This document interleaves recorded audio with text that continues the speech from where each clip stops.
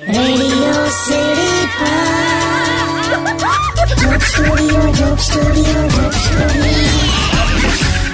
નમસ્કાર, welcome back on radio city joke studio with Kishore કાકા.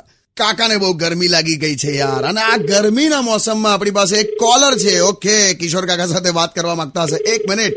Hello hello ભાઈ, hello. હા કાકા, સાંભળે જ છે, તમે બોલી શકો છો. કાકા, બોલને યાર, ગરમી લાગે છે.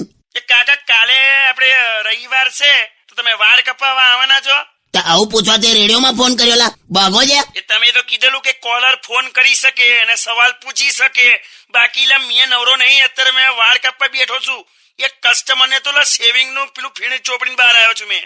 પણ કઈ વ્યવસ્થિત પૂછને ભાઈ, તું એક તો ગરમી લાગે છે ને યાર. એ વ્યવસ્થિતમાં હું પૂછું? ઉભા રહો. એટલે કિશોર કાકા, તમે રેડિયો સિટી જોક સ્ટુડિયોમાં જોક્સ બોલો છો?